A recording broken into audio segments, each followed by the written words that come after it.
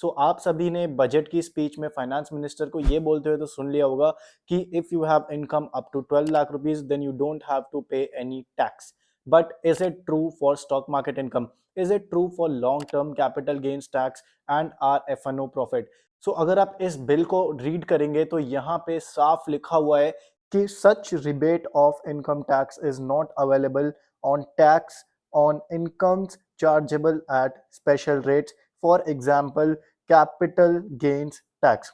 सो यहाँ पे section 111A and 112 के बारे में यहाँ पे लिखा हुआ है कि यहाँ पे long term capital gains tax and अगर आपका short term capital gains tax है सो आपको यहाँ पे ये कोई टैक्स रिबेट नहीं मिलने वाली है। सो गाइज अगर आप भी मार्केट में इन्वेस्टर हैं सो ये आप लोगों के लिए काफी बैड न्यूज हो सकती है। सो अगर मैं रिवाइज्ड आप लोगों को टैक्स स्लैब्स बताऊं जो रिजीम है and it's clearly mentioned at the last कि ये जो टैक्स स्लैब्स हैं वो 2025 से 2026 के लिए वैलिड होंगे। So if you are continuing and आप लोग ये सोच रहे हैं कि 2024-25 फाइनेंशियल ईयर में जो आपने यहाँ पे इनकम जनरेट की है उसका आपको income tax new tax regime के हिसाब से भरना पड़ेगा, तो आप बिल्कुल गलत हैं। आपको अभी भी लास्ट ईयर जो इंटरिम बजट में टैक्स रिजीम टैक्स स्लैब्स दिए थे उसी टैक्स स्लैब के अकॉर्डिंग आपको अपना इनकम टैक्स फाइल करना पड़ेगा।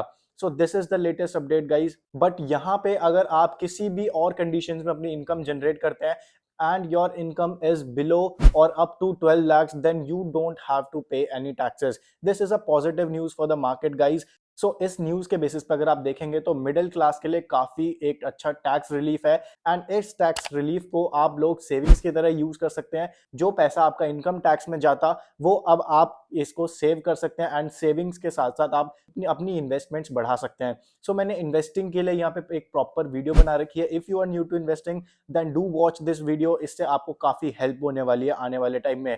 लेकिन गाइज आपको एक चीज यहाँ पे ध्यान रखनी है, अगर आप सोच रहे हो कि आपकी इनकम 12 लाख के अंडर है एंड आप इनकम टैक्स यहाँ पे फाइल ना करो सो यहाँ पे आपको पेनल्टी लग सकती है। सो गाइज इसका मतलब ये नहीं है कि आपको अपनी इनकम टैक्स ही फाइल नहीं करनी, आपको अपनी इनकम टैक्स यहाँ पे जरूर फाइल करनी है। आपकी इनकम अगर 4 लाख रुपए पर 4 लाख रुपए से ज्यादा है एंड 12 लाख रुपए तक की इनकम है तो यहाँ पे आपको इनकम टैक्स जरूर फाइल करनी है। लेकिन आपको क्या होगा कि जैसे आपका अप टू 12 लैक्स आपका जो टैक्स बनता है वो 60,000 अराउंड बनता है, तो आपको वहां पे 60,000 की रिबेट दे देगी गवर्नमेंट। सो आपका जो नेट पेएबल टैक्स होगा वो होगा निल, जीरो। तो इसका मतलब ये नहीं है कि आपको इनकम टैक्स यहाँ पे फाइल नहीं करना, आपको रिटर्न फाइल करनी ही पड़ेगी guys. So this was the small update जो मैं आप लोगों को देना चाहता था एंड जो स्टॉक मार्केट में इंटरेस्टेड है वो लोग मेरे को फॉलो कर सकते हैं एंड यहाँ पे चैनल को सब्सक्राइब कर सकते हैं so that you don't miss any further updates. Thank you.